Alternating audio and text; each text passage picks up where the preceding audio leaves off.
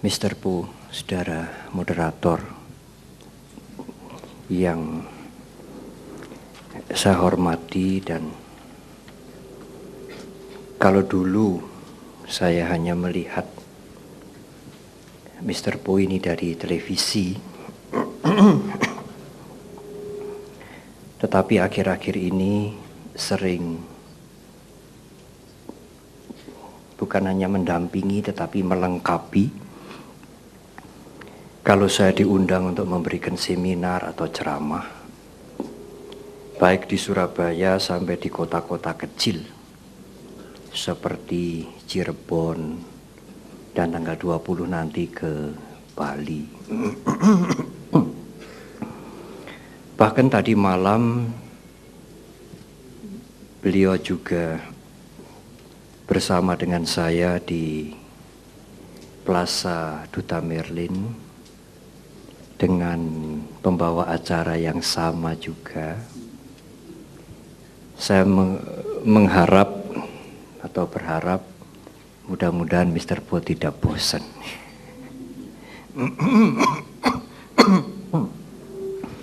Adalah kehormatan bagi saya bisa memenuhi undangan mitra siswa pada sore hari ini, dan saya melihat hampir 3/4 ruangan ini menjadi penuh.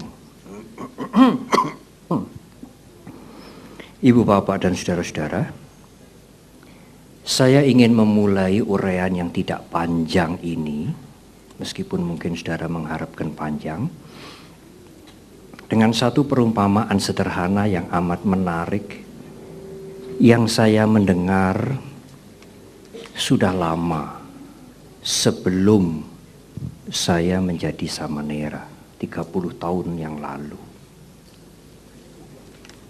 Kalau jari kelingking Anda ini bengkok, kelingking bengkok, sesungguhnya tidak banyak mempengaruhi pekerjaan Anda, aktivitas Anda sehari-hari.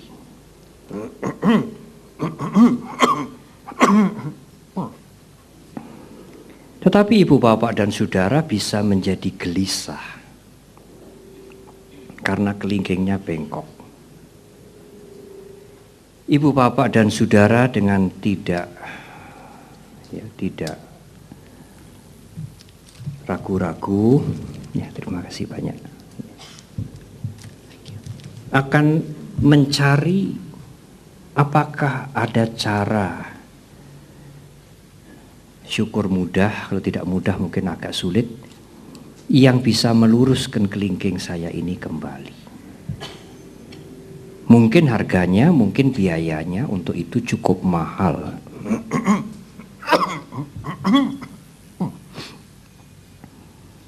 Tetapi ibu, bapak, dan saudara, kalau mental ibu, bapak, dan saudara dan kita bengkok, tidak ada yang peduli, termasuk kita sendiri. Kita tidak pernah menyadari suatu saat bahwa mental kita mulai bengkok. Apalagi berusaha untuk mengembalikan, menyehatkan kembali. Menyadari pun tidak. Amat berbeda kalau kelingking kita bengkok. Meskipun kelingking yang bengkok itu tidak mempengaruhi aktivitas pekerjaan kita sehari-hari. Sangat menarik, saya menyimpan perumpamaan ini sejak lama, dan tiba-tiba sore hari ini, tadi siang saya teringat, saya ingin membagi perumpamaan itu kepada ibu, bapak, dan saudara. Sesungguhnya mental yang bengkok, mental yang sakit akan sangat berbahaya dibandingkan dengan fisik yang sakit. Tetapi sepintas tadi saya menangkap, 1 tahun mitra siswa ini keluar 71 juta, dibulatkan sajalah 72. Berarti dalam waktu 1 bulan perlu dana 6 juta. Kalau ada seseorang yang rela menyisihkan 100.000 setiap bulan, berarti sehari tidak sampai 4.000. 100.000 setiap bulan. Mitra siswa ini, bahasa Jawa ini agak kasar ya, jebulan nih. Ternyata hanya didukung oleh 60 orang saja. Karena dengan 60 orang dia bisa mengumpulkan 6 juta per bulan. Dan dengan 6 juta per bulan dia bisa menutup 72 juta per tahun. Hanya 60 orang saja. Apakah kita sore hari ini hanya mendapatkan 60 orang lagi? Kalau hanya 100.000 setiap bulan. Dan saudara tidak diikat 100.000 setiap bulan seumur hidup. Saudara cukup misalnya berdana 100.000 setahun. Kalau ada kesempatan, kalau karma baik berbuah, bisa melanjutkan tahun kedua, tahun ketiga, dan tahun keempat. Oleh karena itu saya yakin kalau malam hari ini hadir kira-kira 1.000, semogalah malam hari ini bisa mendapatkan donatur setidak-tidaknya 800 orang, 100.000 per bulan. Betapa manfaatnya usaha kita bersama ini. Ibu, bapak, dan saudara, saya mendapatkan definisi mental yang sehat sesuai dengan topik pembicaraan kita malam hari ini. Korelasi atau hubungan antara mental yang sehat dan hidup bahagia. Sebetulnya tidak perlu diuraikan agak panjang lebar, tetapi boleh saya sampaikan kesimpulannya lebih dulu bahwa kalau mental tidak sehat, jangan harap saudara akan hidup bahagia. Tetapi persoalannya adalah kita tidak sadar pada saat mental kita mulai bengkok. Apalagi kita berusaha untuk menyehatkan kembali. Karena kita sendiri tidak merasa bahwa mental kita mulai sakit. Memang saudara tidak terkena penyakit jiwa, psikosis, dalam istilah psikologi. Tetapi apa yang saya maksudkan mental mulai bengkok adalah gangguan jiwa. Dalam istilah psikologi disebut neurosis, gangguan jiwa. Yang setiap saat bisa mengganggu mental kita. Gangguan jiwa yang tidak disadari dan tidak diatasi akan menjadi penyakit jiwa. Tertawa sendiri, saya ingin jadi presiden PBB, Perserikatan Bangsa-Bangsa, dan lain-lain, dan lain-lain. Oh, dia sudah mulai terkena penyakit jiwa. Karena ada gangguan jiwa yang tidak disadari dan tidak ada usaha untuk memperbaiki diri. Pada definisi psikologi modern, salah satu definisi mental yang sehat menurut psikologi modern, saya nanti akan menyinggung secara lengkap. Salah satu ciri bahwa Anda mempunyai mental yang sehat menurut ilmu jiwa modern, menurut psikologi adalah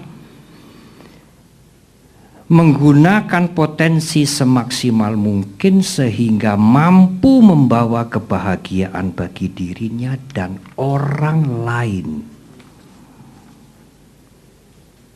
Jadi kalau saudara enggan, tidak ada niat peduli kepada orang lain, boleh dicurigai, jiwa saudara mulai terganggu.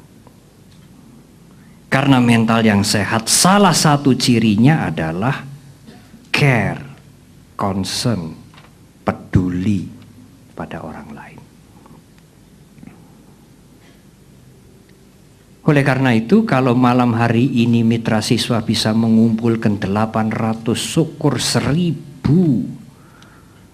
orang tua asuh yang bisa menyisihkan 100.000 setiap bulan, kedua anak ini juga berjasa.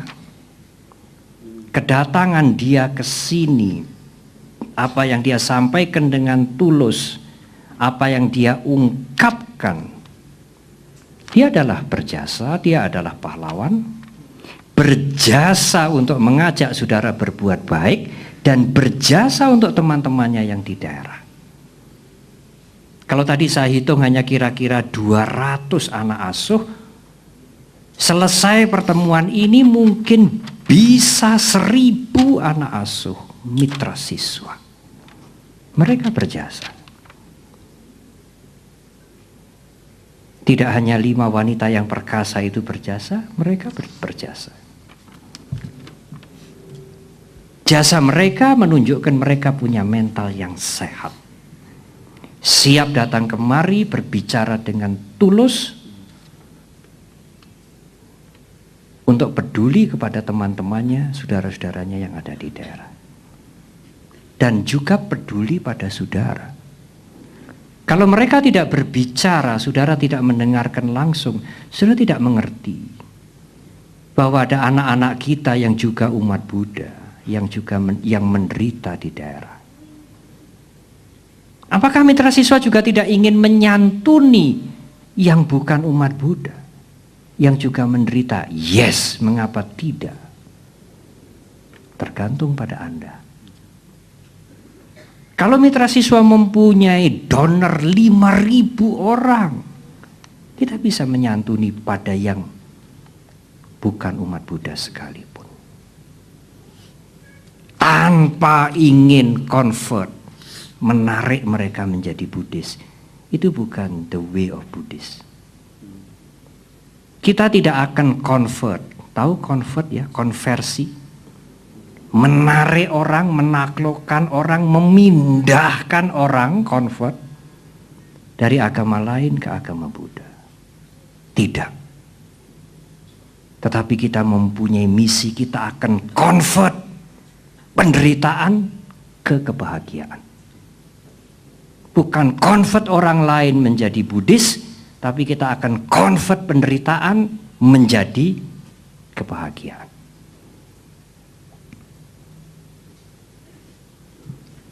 Ibu, bapak, dan saudara,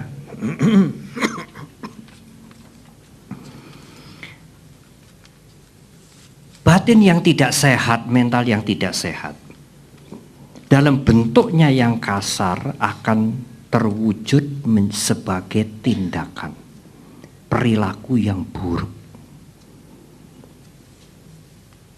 Mencuri, membunuh, menipu, menjarah, dan sebagainya.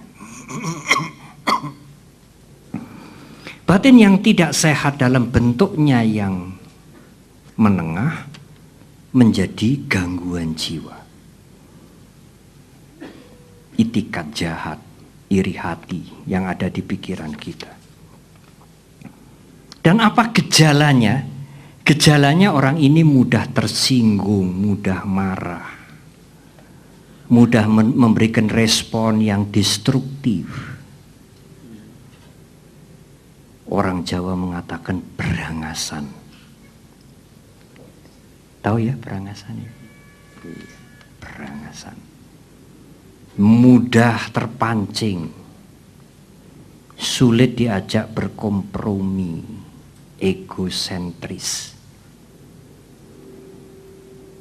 Gelisah, khawatir, was-was, malas. Sebagai biku saya sering mendapatkan tamu umat Buddha, kadang-kadang juga bukan, yang Sesungguhnya dia tidak sakit. Dia datang ke dokter, dia cek ke sana kemari, dia tidak sakit. Hanya untuk memuaskan dia diberi obat penenang. Dan dia tahu itu dan dia tidak makan. Tapi dia merasa tidak nyaman, merasa gelisah, merasa khawatir. Dia pedagang besar. Sampai dia naik mobil, dulu dia setir sendiri. Naik mobil belum sampai 100 meter dia minta pulang. Tidak nyaman. Karena dalam waktu 3 bulan 2 orang yang dicintai meninggal. Ayah dan kakak. Dia mendapatkan beban mental kehilangan ayah dan juga bertanggung jawab atas meninggalnya kakaknya. Ditambah lagi dengan ramalan yang meninggal ini tidak hanya 2. Yang meninggal ini akan 8. Sebetulnya yang akan meninggal bukan 8, saudara. Semuanya. Betul toh? Kenapa yang meninggalnya akan 8? Dia sangat khawatir, sangat was-was, sangat takut. Sehingga itu mempengaruhi seluruh hidupnya. Bahkan dia tidak berani keluar kamar. Dia bukan seorang Buddhis. Dia tahu ada biku di Mendo, dia datang. Saya ajak dia berbicara. Kemudian seperti biasa berikan air. Dan dia datang lagi, dan dia datang lagi, dan dia datang lagi. Bante bisa sabar, ya pekerjaannya biku. Ya.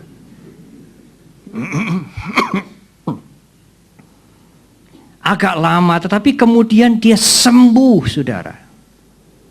Dan sekarang dia masih ada. Dan dia tidak malu, kalau ditanya dia akan cerita. Itulah mental yang terganggu. Hampir dia kena penyakit jiwa. Kalau sekarang saya tanya, Pak, Om, gimana dulu itu? Turun ranjang tidak berani. Tertawa dia, iya Bante, kayak orang gila saya. Seperti itulah ibu bapak dan saudara. Apa peristiwa seperti itu bisa terkena pada diri kami, Bante? Oh iya. Kalau Anda tidak menjaga mental Anda sendiri, Anda bisa seperti itu. Dan dia mengatakan pada saya, Bante, sebetulnya waktu saya datang kepada Bante, Bante kasih air itu, saya tidak percaya air itu. Lalu, tapi omongan-omongan Bante, nasihat Bante, kedatangan saya ke wihara, nanti kalau disita gimana? Jadi sumbangan mitra siswa. Saya tidak percaya air itu, Bante. Masa air ini bisa menyembuhkan saya? Tapi ya saya minum, tapi saya tidak percaya. Lalu apa yang Bapak cocok? Saya datang, Bante memberikan nasihat yang masuk akal. Saya senang dengan lingkungan wihara ini. Itu yang menyembuhkan saya. Saya mengatakan bagus. Sebetulnya saya tidak begitu percaya air-air itu, Pak. Kalau Anda mengerti Dhamma, praktek dengan sungguh-sungguh, berbuat bajik, meditasi, itulah manggala utama, berkah utama, bukan air ini. Tapi tadi malam orang baris 1.200 baris kemari di depan, saya harus begini. Satu orang 2 kali, ada yang 3 kali. Wah, 2.400 kali. Bante mau? Iya. Makin banyak air, makin banyak berkah.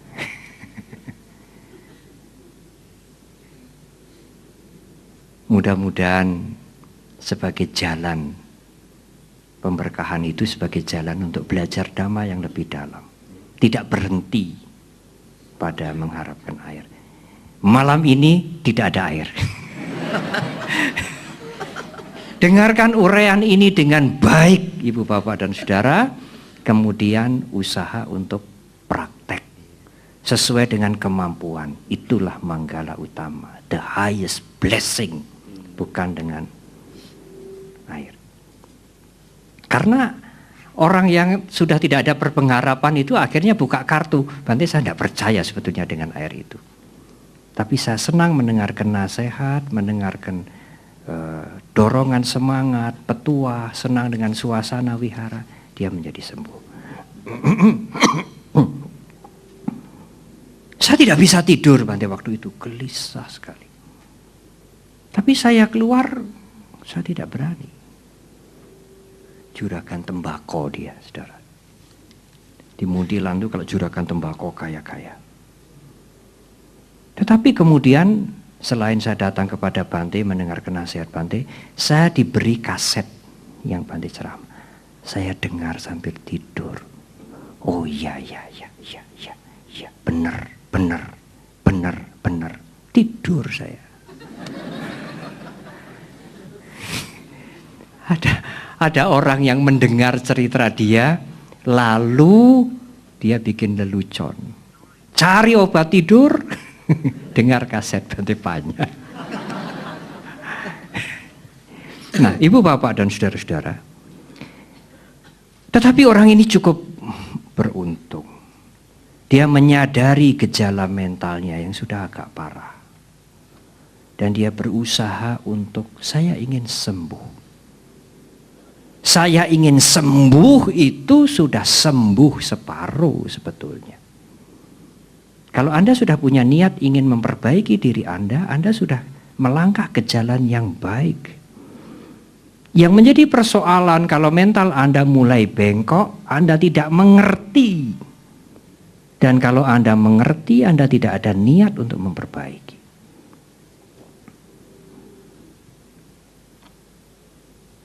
Di dalam terminologi Buddhis dikatakan bisa-bisa nanti perilaku yang buruk itu menjadi asawa. Asawa itu adalah orang yang berperilaku buruk dan dia tidak merasa ini buruk.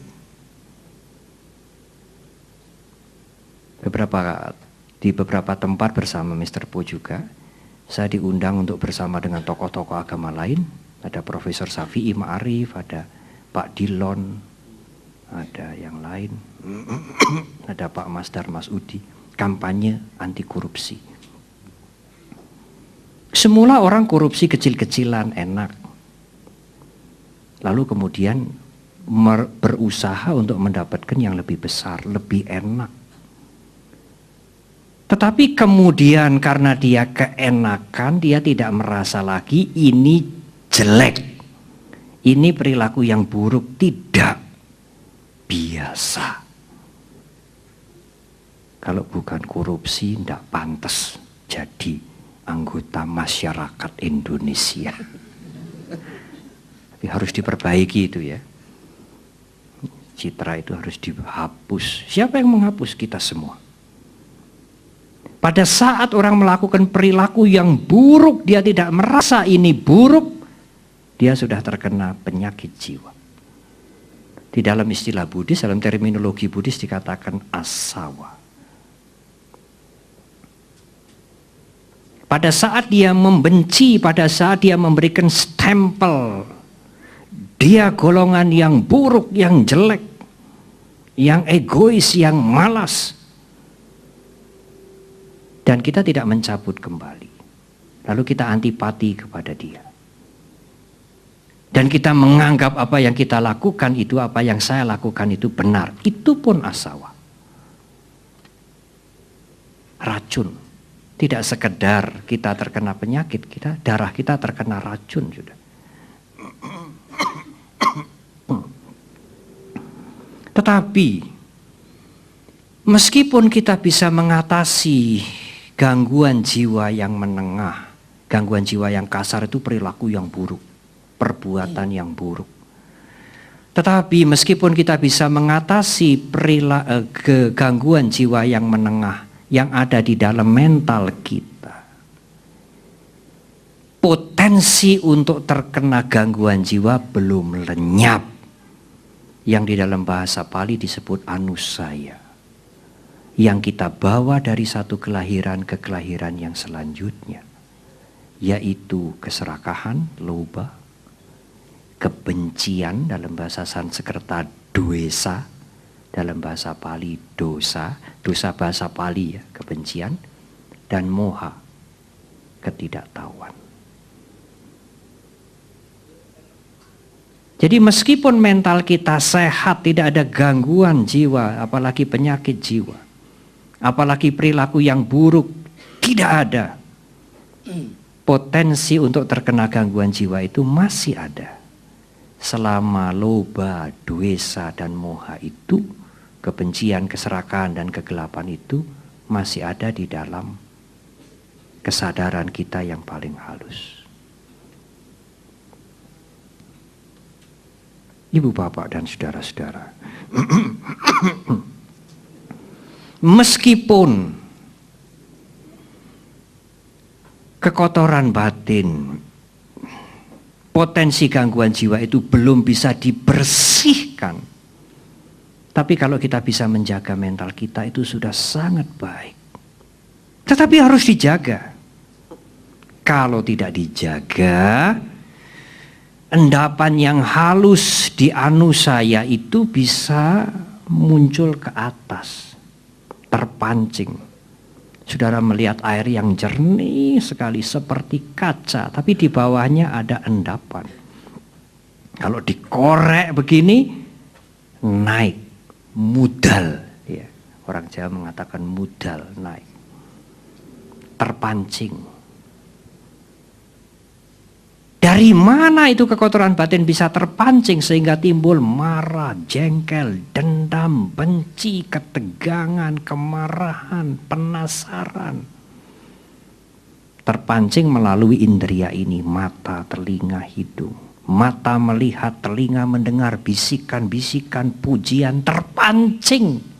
Keserakahan, kebencian itu naik, mengganggu pikiran kita. Timbul gelisah, was-was. Hidup tidak nyaman, apa artinya hidup seperti ini? Apa artinya hidup di dunia ini? Kalau tidak terkendali, keluar menjadi perilaku yang buruk. Dan kalau sudah keluar perilaku yang buruk itu, gangguan jiwa yang keluar menjadi perilaku yang buruk itu akan meminta korban. Kalau gangguan jiwa itu masih di dalam pikiran saudara, korbannya hanya saudara sendiri. Gelisah, tidak nyaman, tidak enak tidur, takut. Tetapi kalau sudah keluar menjadi ucapan dan perbuatan, dia meminta korban. Ada dampak sosial. Siapa dampaknya? Siapa yang menjadi korban? Anaknya, suaminya, istrinya, teman di kantor, teman di sekolah, anggota masyarakat.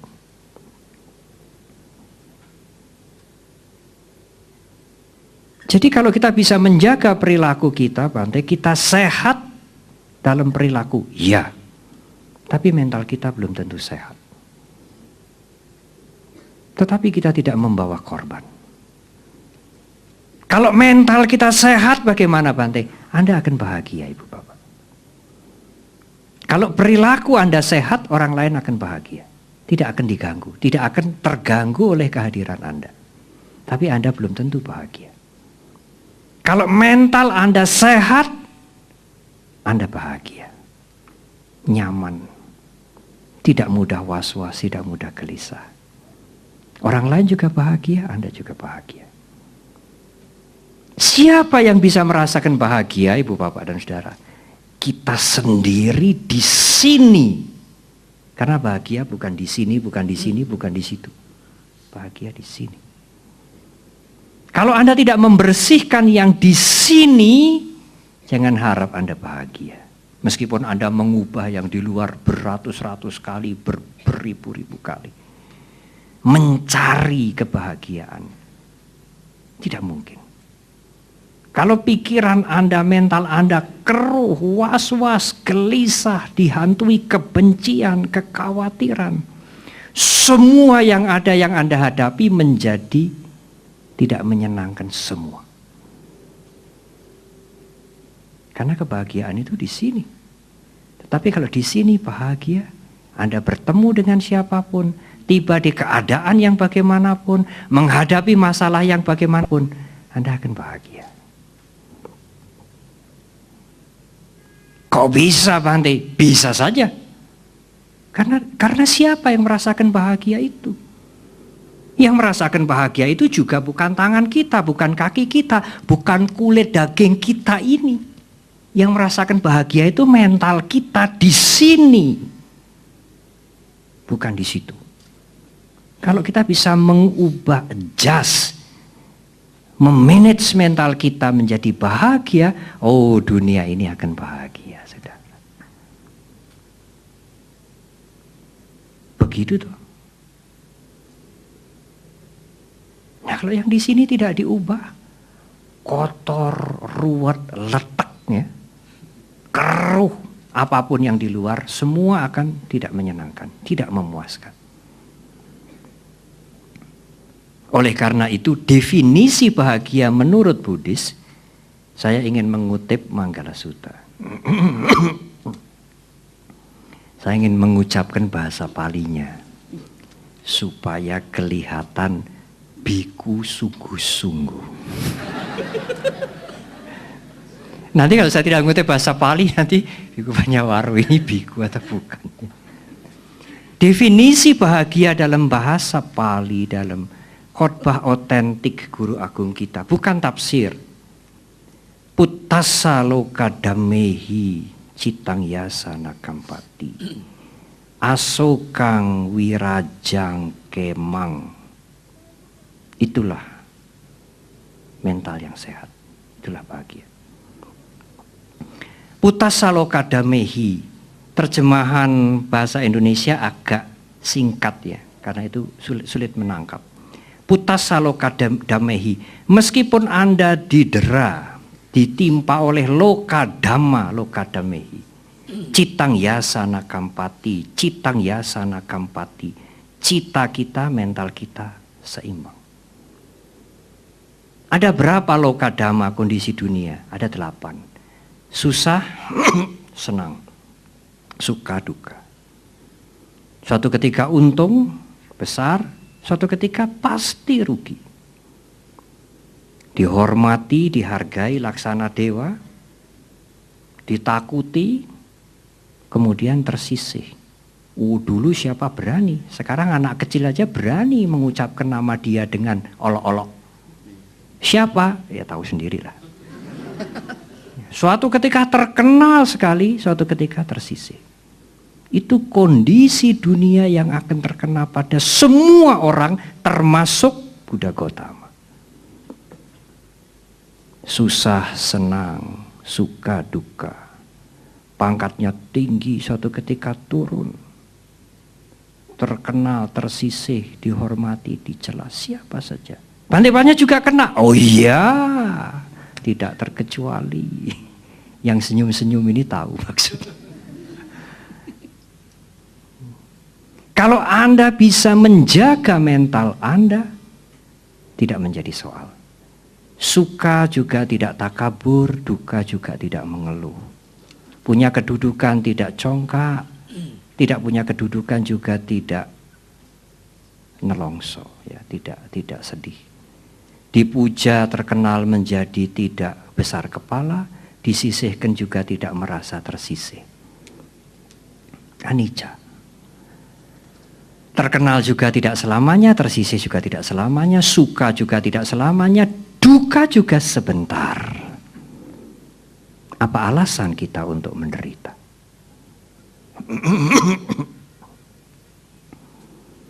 Kalau Anda bisa menjaga mental Anda tidak goyah meskipun 8 kondisi dunia ini datang, citang yasana kampati, itulah mental yang sehat. Asokang, tidak sedih. Wirajang, wirajang ini tidak gelisah. Kemang, kema, damai. Itulah kriteria mental yang sehat menurut agama Buddha. Dan siapa yang punya mental yang sehat, etang manggalang uttamang. Itulah the highest blessing. Itulah kebahagiaan. Bagaimana itu bisa didapat dengan percikan air, saudara? Bagaimana itu bisa didapat dengan jimat-jimat? Ya, percikan air dan jimat-jimat itu mendorong, memotivasi Anda. Tetapi hanya mendorong dan memotivasi saja. Untuk mengubah mental ini Anda harus berjuang, berlatih. Dengan menghadapi 8 kondisi dunia setiap hari. Kalau Anda bahagia, jadikanlah latihan. Kalau Anda dapat kedudukan, jadikanlah latihan. Kalau Anda dicopot, jadikanlah latihan. Kalau Anda dipuji, jadikanlah latihan. Kalau Anda dihina, jadikanlah latihan. Tidak menyesali, tidak mencari kambing hitam. Tidak dendam pada yang mengganggu kita. Jadikanlah latihan, jadikanlah latihan. Anda akan bahagia. Lalu apa yang rugi? Kalau orang lain memfitnah saya bagaimana, Bante? Ya, karma kita yang berbuah. Daripada mengatakan dia jahat, dia buruk, tidak tahu diri, tidak tahu balas budi, bukan manusia, binatang. Nah, kebencian yang muncul. Anda hanya melihat ke sana, ke sana, ke sana. Mengapa tidak melihat kemari? Oh, karmaku berbuah.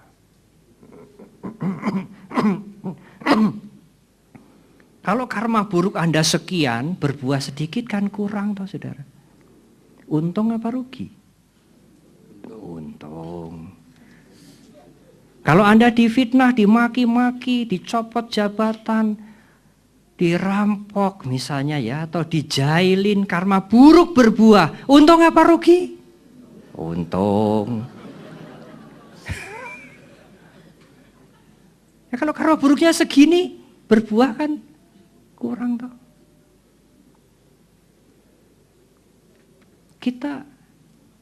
Kita bersyukur kepada orang yang mengganggu kita meskipun tidak usah berterima kasih. Bersyukur. Kita tidak mengharap, tidak mengharap orang lain menjaili kita, memusuhi kita, tidak. Itu mental yang tidak sehat. Tapi kalau itu datang, kita transform, kita ubah kondisi yang negatif itu menjadi positif sebagai latihan. Mentransform peristiwa yang buruk menjadi latihan. Bisa, Bante? Latihan. Kalau Anda lupa, dengarkan uraian ini. Latihan. Ada cara untuk mentransform itu. Ada orang yang anaknya itu rewel. Yang begini, yang begitu, lulusan luar negeri. Bukan saya mendiskreditkan lulusan luar negeri ya. Sampai ayahnya jengkel sekali. Suatu hari dia mendengar ceramah di Solo. Bahwa biku pandita itu hanya cerita. Perlunya kesabaran, menahan diri. Saya sudah pernah mengatakan, kalau orang berbaik pada Anda, senang hati pada Anda, cocok pada Anda mengatakan, Bante saya bisa sabar dengan dia. Itu bukan kesabaran. Sang Buddha sendiri mengatakan. Tapi kalau orang itu mengganggu, tidak baik, tidak cocok, Anda bisa menahan diri. Tidak berperilaku buruk. Itulah kesabaran. Jadi kalau ada orang yang mengganggu, menggoda, kemudian ingin mencelakai Anda, berkali-kali, itulah guru kesabaran yang sedang datang menyamar. Orang ini pulang, oh anaknya begini, saya harus begini. Dulu dia benci sekali, dia tinggal pergi ke Tawangmangu kemana 2-3 hari. Sekarang kalau anaknya begitu, guru kesabaran sedang datang menyamar. Happy dia. Dia bisa mengatasi masalah itu.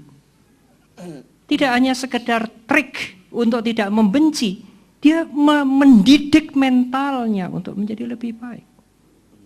Dia mengurangi kebencian, dia mendidik mentalnya.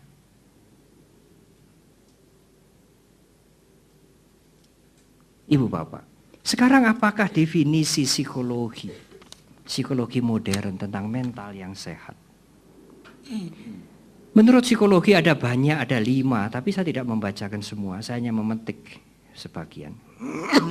Mental yang sehat adalah mental yang mampu mewujudkan keharmonian dengan sungguh-sungguh berbagai fungsi mental. Ada pikiran, perasaan, ingatan. Tidak emosinya menonjol, rasionya kemudian dikalahkan, terlalu rasional sehingga dingin.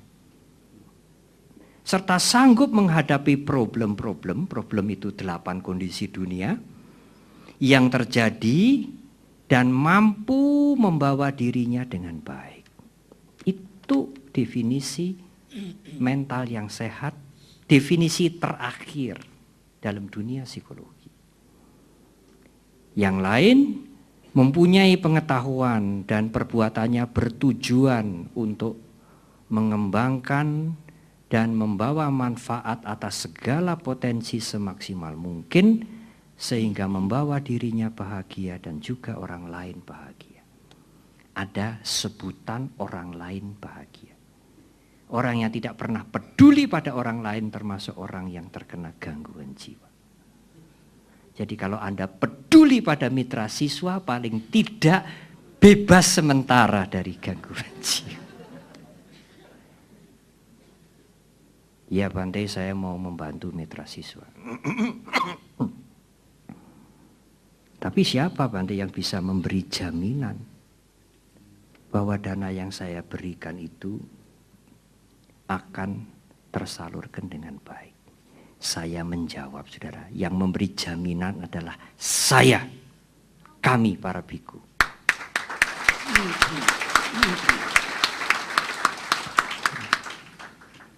Ibu bapak dan saudara-saudara, sekarang persoalannya adalah bagaimana menjaga mental ini supaya tidak sering terkena gangguan jiwa. Kalau sering terkena gangguan jiwa bisa menjadi sakit jiwa, kelainan jiwa. Kalau Anda pilek, brus. Anggap saja itu gangguan jiwa, gangguan fisik, sembuh. Harus sembuh. Tapi kalau brus-brusnya ini terus, ya ada kelainan di sini. Artinya organ di sini tidak sama dengan umumnya yang orang-orang lain punya. Seperti itulah mental. Maaf. Marah suatu ketika, tapi harus sembuh. Kalau marahnya terus marah, nah mulai kena kelainan jiwa ini. Senang, tertawa, bagus. Kalau tertawa terus, hehehe, nah mulai kena gangguan jiwa. Bagaimana untuk menjaga itu? Untuk menjaga itu, yang pertama cobalah melatih diri untuk tidak mudah terikat. Iya Bante, kita kan terikat pada mama, papa, anak, istri. Yes, Anda bukan biku. Tapi ikatan itu jangan diperbanyak. Nanti terikat berbagai macam ikatan. Ada dus-dus bekas juga terikat, dibuang sayang. Ibu-ibu kan begitu toh? Ya.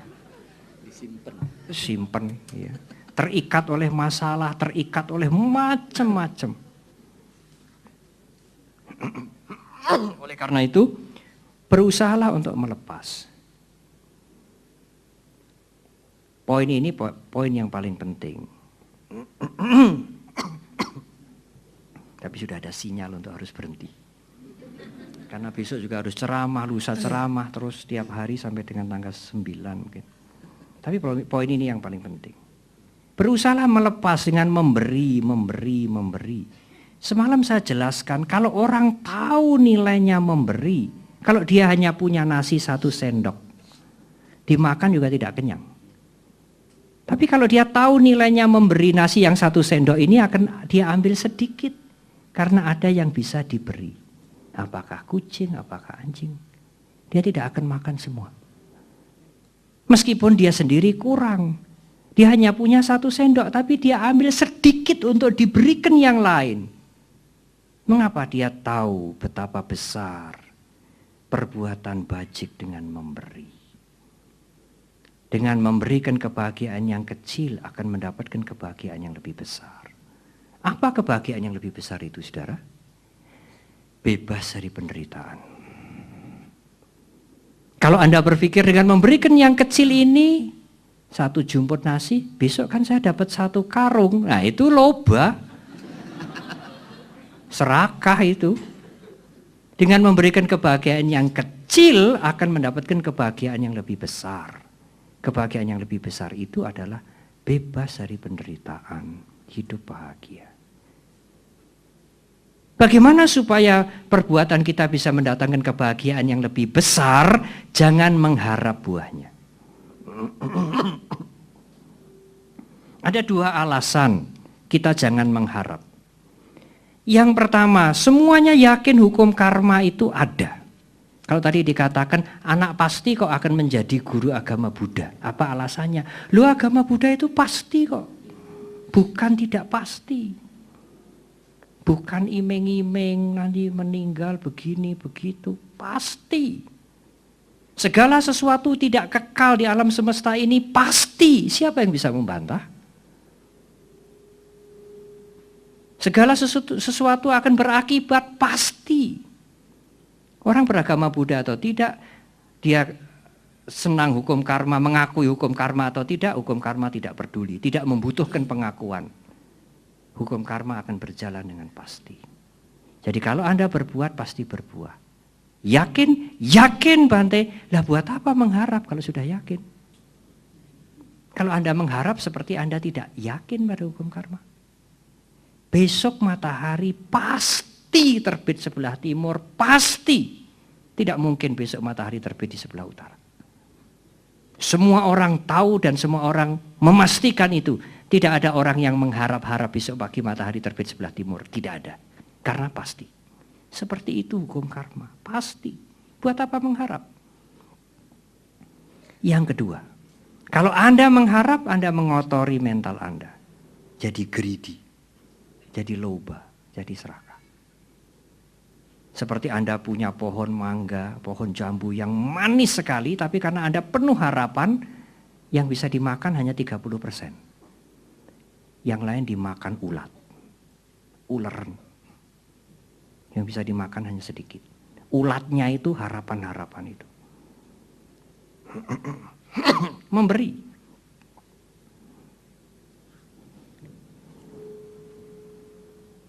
Buddha Gautama juga mengatakan, tadi disinggung juga oleh pembawa acara, jangan malu berbuat baik meskipun sedikit. Punya 1.000, punya 5.000, 10.000, jangan malu. Nanti kalau saya tidak punya uang, lalu berbuat baik bagaimana? Anda mau nyindir saya? Ada pertanyaan begitu? Di Cirebon mungkin. Ya, di Cirebon. Dari mana saya punya uang? Kalau tidak ada dana dari Pak Alvin, Bu Meta, Bu Intan, dari mana? Apa dengan tidak punya uang saya tidak bisa berbuat baik? Kebaikan tidak tergantung pada uang. Tapi bayar sekolah harus dengan uang. Kalau bayar sekolah tidak dengan uang, tidak bisa. Tapi tidak usah khawatir, tidak usah khawatir. Ada 1.000 cara untuk berbuat baik. Jangan malu berbuat baik, meskipun hanya sedikit. Itu latihan menjaga mental kita. Mudah untuk melepaskan ikatan-ikatan. Kalau Anda diikat oleh masalah, terus diikat oleh masalah, itu mental yang tidak bahagia. Seperti orang yang gelisah itu, dia diikat oleh ayahnya meninggal, kakaknya meninggal, ayahnya meninggal, kakaknya meninggal, ditambah bumbu-bumbu, ada 8 lagi yang mau meninggal. Dia sulit melepaskan itu karena tidak ada latihan melepas, tidak ada wisdom, tidak ada pengertian yang mendasari perbuatannya untuk melepas. Melepas saja, memberi saja, berdana saja, kalau wisdom kurang, nanti dia memberi tapi Di belakangnya bersembunyi keserakahan. Ya, saya beramal, nanti Tuhan kan membalas lebih banyak. Umat Buddha kan tidak, Bante. Sami mawon, sama aja. Kalau saya berdana kan nanti hukum karma saya percaya, Bante, kan buahnya lebih banyak. Sama saja. Jadi memberi juga harus didasari dengan wisdom, dengan pengertian yang benar. Latihan yang kedua adalah moral. Jaga diri. Tidak semua apa yang mau dilakukan diikuti. Semua apa yang mau diucapkan diikuti. Harus ada pengendalian diri. Kalau Anda suka mengendalikan diri, Anda punya inner strength. Tidak hanya ototnya yang kuat, tapi mentalnya kuat. Oleh karena itu saya juga ingin menganjurkan dan menitipkan pesan. Kalau Anda dibantu oleh ibu-ibu, oleh bapak-bapak sebagai orang tua asuh dan teman-teman Anda di Jepara. Tapi saya punya pesan, jangan minta. Minta tidak termasuk kriteria moral mental yang sehat. Kriteria mental yang sehat orang yang peduli dan mau memberi. Tidak disebutkan mental yang sehat adalah orang yang minta. Tidak. Ya Bante, kan saya kalau tidak minta bagaimana? Nanti saya ingin sekolah sampai ke STAB jadi guru. Nanti saya yang mintakan. Kalau saya minta lebih manjur daripada Anda.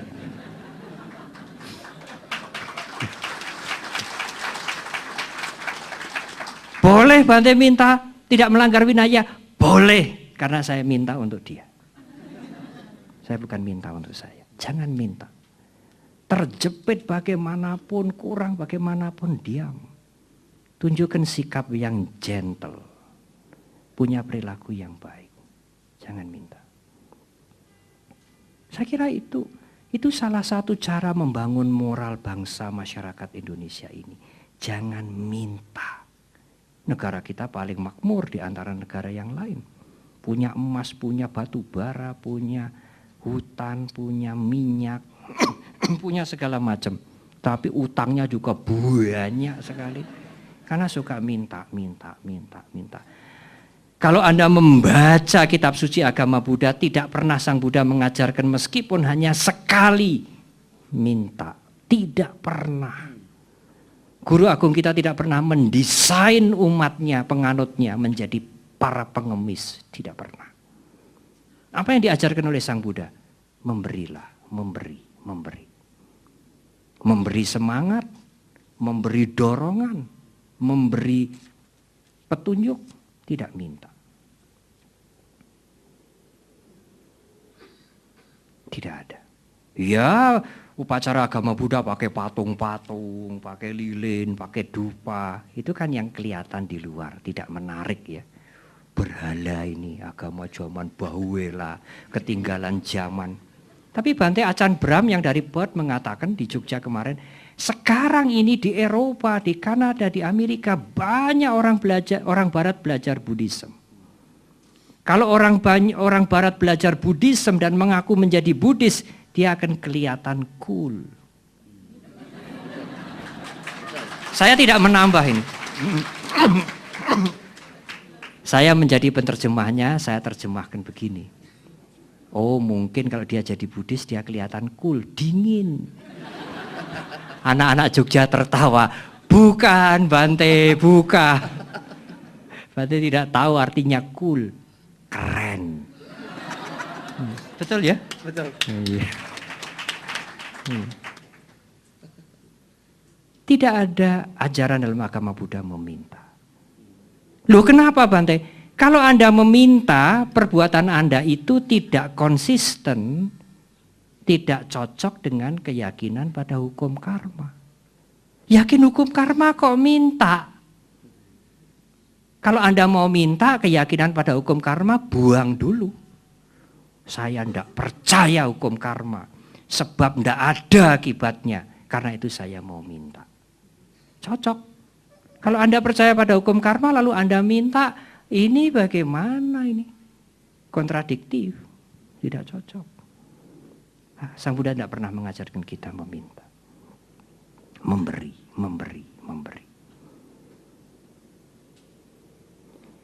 Latihan yang ketiga agak sulit. Tetapi cobalah latih. Meskipun hanya sebentar, meditasi. Bagi anak-anak ya meta bawana, mengembangkan cinta kasih. Semoga saya berbahagia, semoga lingkungan saya berbahagia, semoga semua makhluk berbahagia, semoga semua makhluk berbahagia. Di dalam forum dialog antaragama saya cerita ini. Dan banyak saudara-saudara kita lintas agama mau melatih meditasi cinta kasih. Karena melatih meditasi itu tidak nyebut siapa-siapa. Kalau Anda mengembangkan meta, nyebut Buddha, nyebut Kuan Im, nyebut Tuhan, nyebut Dewa, nyebut Bodhisattva, tidak. Semoga semua makhluk berbahagia, semoga semua makhluk berbahagia. Cara yang universal, semua bisa pakai tanpa mengganggu keimanan mereka. Ya kenapa umat Buddha tidak pernah meditasi? Banyak saudara-saudara kita umat beragama lain belajar meditasi ke Buddhis. Karena mengira Buddhis itulah sumber pelajaran meditasi. Tapi umat Buddha sendiri nggak pernah meditasi. Pernah Bante setahun sekali, kalau detik-detik Waisak kali. Ya. Lebih baik Anda tidak usah meditasi detik Waisak, tapi setiap hari paling tidak 15 menit, syukur sampai setengah jam. Kalau baik tidak kurang dari setengah jam. Sekali saja. Anda tidur 7 jam, jam 10 sampai jam 5 atau mungkin lebih. Anda sadar 17 jam menggunakan mental Anda untuk bermacam-macam aktivitas, hanya 30 menit duduk diam, bermeditasi. Akan membuat mental ini menjadi sehat. Apa tujuan meditasi Buddhis? Bukan kegaiban, bukan mengerti apa yang sebelum terjadi, bukan pengobatan tetapi kesadaran. Anda bisa mendeteksi sejak awal kalau mental mulai sakit, kalau jiwa mental mulai terganggu. Sati, kesadaran, kewaspadaan itu yang mendeteksi. Aku hari ini kok kepengen ngamuk terus. Siapa yang bisa melihat mental Anda itu? Anda sendiri. Sebelum Anda terlanjur marah. Anda mengetahui itu, mendeteksi itu. Karena meditasi. Kalau tidak meditasi bagaimana Bante? Wah, marahnya sudah sampai dari Sabang sampai Merauke. Berhari-hari. Siapa yang ketemu disemprot. Membawa korban. Bisa diredam? Bisa, saudara. Tapi dengan latihan. Melepas, punya perilaku yang baik, dan meditasi. Anda akan mempunyai mental yang sehat. Terima kasih.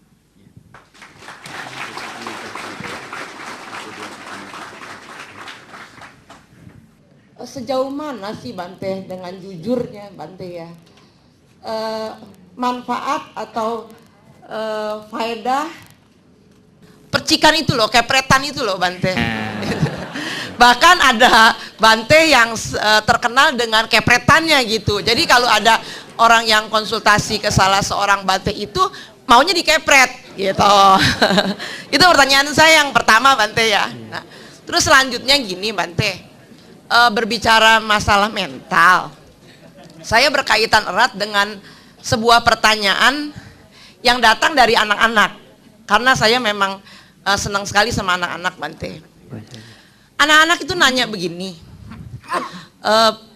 Bu, apakah Bante-Bante itu bisa memasukkan jin ke dalam botol? Lalu saya bilang, loh kamu tahu dari mana? Itu di La TV ada acara pemburu hantu. Saya belum pernah lihat Bante. Jadi terus terang saya penasaran juga. Jadi saya nonton hari Rabu kemarin. Ya, ternyata ada anak yang mengalami keterbelakangan mental karena dimasukin jin katanya. Lalu banyak kan tuh penakluk-penakluk jin ya dari agama lain.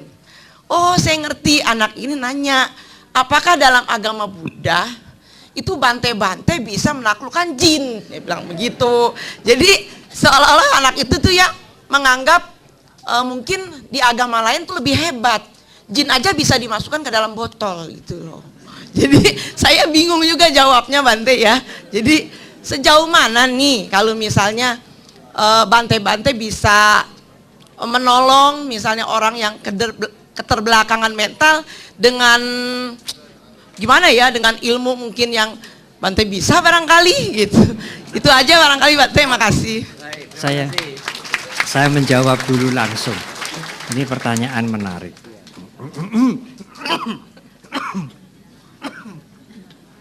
Maaf. Ibu Aisyang Riani, pendekatan Buddhis berbeda. Masyarakat selalu melihat makhluk halus, jin itu jahat, dan itu sudah ditanamkan sejak anak-anak. Sejak anak-anak sudah diajari untuk membenci setan, membenci jin. Dia sudah dicarikan musuh permanen sampai mati. Seorang Buddhis akan menjawab begini, anak-anak, kalau kamu punya perilaku baik, kalau kamu punya ucapan baik, hatimu baik, anak yang manis, jin tidak akan berani kepada kamu. Itulah the way of thinking Buddhis. Bukan menggunakan doa, menggunakan jimat, menggunakan medali untuk mengusir. Dan para biku dianggap sebagai pengusir setan.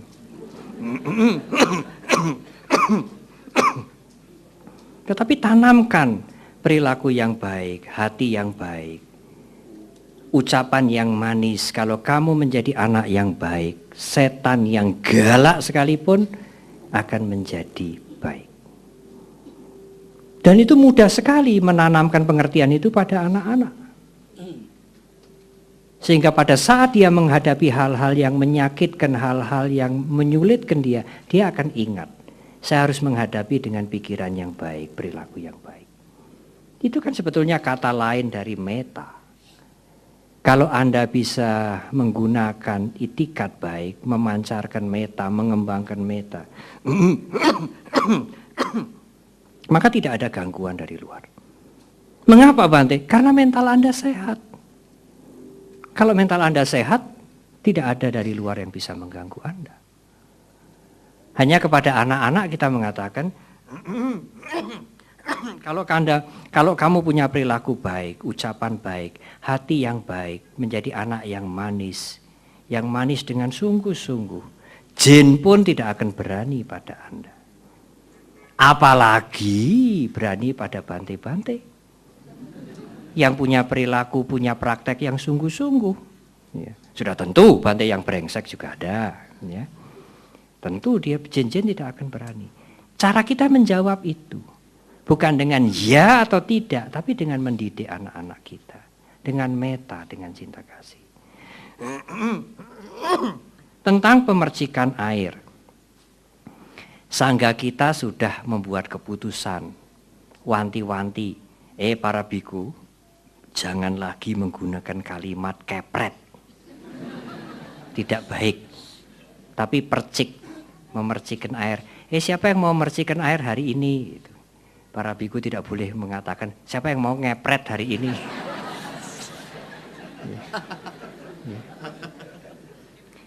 Air itu bukan sembarang air. Sebelum memercik air kita membaca parita, mengingat Buddha Dhamma Sangha. Mengingat sifat-sifat luhur Buddha Dhamma Sangha secara verbal maupun dalam pikiran, dan memberikan air. Ada manfaatnya? Ya. Tapi manfaat itu tidak akan mampu membebaskan Anda dari penderitaan. Manfaat itu manfaat psikologis sementara. Kalau Anda tidak berusaha melatih diri, tidak berusaha untuk menjaga diri, tidak berusaha untuk latihan melepas, mempunyai perilaku yang baik, meditasi, Anda tidak akan mendapat manfaat yang lebih permanen. Percikan air ada manfaat sementara. Secara psikologis, percikan air ada manfaat, yes. Tetapi the truth, dalam kesunyataan tidak. Orang minta-minta pada Kuan Im, pada Buddha, pada segala macam. Menurut kami, apa ada manfaatnya Bante? Iya, secara psikologis. Membuat orang tenang, membuat orang tentram. Tapi secara filosofis, dalam kesunyataan, dalam kebenaran akhir, minta-minta tidak akan membawa segala-galanya. Jadi kalau ada orang sembahyang dengan minta-minta, saya toleran. Meskipun agama Buddha tidak mengajarkan. Itu berguna kok. Tapi gunanya itu hanya psikologis, kejiwaan. Tidak akan mengangkat dia untuk menjadi lebih baik, lebih bahagia, lebih maju. Dia harus berjuang. Selain punya skill, selain ulet, selain tekun, selain bersemangat, selain hemat, juga harus belajar melepas. Belajar mengendalikan dirinya dan belajar meditasi. Meditasi sangat penting tetapi bukan satu-satunya. Kalau hanya meditasi yang dianjurkan terus saja, nanti siapa yang membantu mitra siswa? Oh, dana itu kebaikan yang kecil. Lebih besar itu sila, paling tinggi itu meditasi. Hanya meditasi. Siapa yang kirim makanan ke Wihara Sunter tiap pagi? Biku-biku bisa lepas jubah semua nanti. Berdana perlu, sangat perlu. Tapi juga tidak hanya berdana, jaga perilaku. Tidak hanya berdana dan jaga perilaku, berusahalah meditasi. Meditasi sangat perlu, tapi meditasi juga harus dilandasi dengan perilaku yang baik. Harus dimulai dengan berdana. Dengan dana, dengan sila, dengan meditasi, maka wisdom akan berkembang. Wisdom hasil dari praktek, bukan wisdom hasil dari seminar. Anda malam ini hadir mendengar uraian saya, masuk akal. Mendengar kasetnya, masuk akal. Kerennya kan itu hanya wacana toh. Perbincangan. Apakah wacana ini bisa mengubah mental Anda? Tidak sepenuhnya. Harus ada latihan. Mengapa harus ada latihan? Ya, kemelekatan dan kekotoran batin itu, karat itu terlalu tebal. Tidak akan hilang hanya dengan mendengarkan uraian, hanya dengan wacana. Paling-paling dengarkan uraian saya tidur. Seperti itu, Bapak yang dari Muntilan itu. Ya, dapat wisdom, ya. Tapi wisdom dari mendengar, wisdom dari berpikir. Dia hanya membantu sedikit. Kita perlu wisdom dari praktek. Praktek melepas, praktek memberi, praktek care pada orang lain. Praktek menolong, praktek menjaga diri, praktek meditasi. Itulah jalan. Terima kasih. Terima kasih atas waktunya Bante. Saya Noni, mungkin Bante masih ingat. Saya lama di Jogja dulu di Widyasena. Dan saya tadi, mungkin ini bukan pertanyaan tapi pernyataan ya Bante, karena saya teringat dengan pernyataan dari Mr. Po soal artikel Bante di Buddha Caku, karena saya dulu juga sangat tertarik dengan yang saya baca di majalah Buddha Caku, dan itulah salah satu hal yang mendorong saya datang ke Jogja untuk kuliah. Dan Noni ini dari Kalimantan. Iya benar Bante. Wih, senang sekali ya. Berarti tepat gitu ya. Iya, dan saya datang Dia ke itu kuliah di Jogja hanya untuk melihat Panyawaru. Wah, luar biasa, beri tepuk tangan untuk yang mulia. Iya, luar biasa. Iya, saya datang untuk berjumpa Bante, dan salah satu yang membuat saya tertarik adalah pernyataan Bante bahwa agama Buddha itu seperti rakit. Kita tidak akan bisa sampai ke seberang kalau kita tidak menggunakan rakit itu. Dan itu saya alami dalam hidup saya. Bagaimana saya bisa dari Kalimantan ke Jogja, saya bisa kuliah, saya bisa belajar, saya bisa jadi seorang apoteker itu karena berkali-kali saya menggunakan rakit yang diperkenalkan oleh Bante Panya. Dan saya rasa Dhamma itu benar-benar luar biasa, dan mungkin saya pikir apa yang Bante Panya sampaikan tadi malam dan sekarang itu seperti membuat saya sendiri sadar, dan mungkin semoga semua orang di sini bisa merasakan bahwa saya ngerasa seperti kita sebenarnya adalah bibit di tanah yang mungkin gersang. Bibit itu belum bisa tumbuh, tapi kemudian Bante Panya dengan damanya telah memberikan air dan pupuk yang membuat bibit itu bertunas. Tapi tunas itu belum tentu akan jadi pohon yang kuat, tergantung kita sendiri sejauh mana kita punya motivasi untuk menyiraminya dengan kebajikan, dan mungkin dengan jadi donatur tetap mitra siswa salah satunya, atau kita mau memupuknya dengan keluhuran, dengan bermeditasi dan sebagainya. Jadi mungkin ini sekaligus himbauan pada kita semua bahwa kita punya bibit yang bertunas dengan hadir di sini malam ini. Tapi kita juga punya tanggung jawab untuk membuat how this seed become a strong tree dengan kebajikan-kebajikan yang kita miliki, dan semoga kita semua berikrar untuk selalu melakukan kebajikan sepanjang hidup kita. Terima kasih, Bante. Iya, terima kasih. Saya akan menjawab. Jawaban saya singkat. Terima kasih, contohlah dia. Dia datang ke Jogja untuk belajar dhamma lebih dekat, tapi dia juga lulus apoteker. Dan kemudian dia bekerja di Jakarta ini. Semoga menjadi contoh yang baik bagi yang lain, dan marilah kita terus berjuang. Mari kita terus berjuang semasa kita masih mampu berjuang untuk diri sendiri, dan juga supaya kita punya mental yang sehat, mari kita juga jangan lupa memperhatikan orang lain.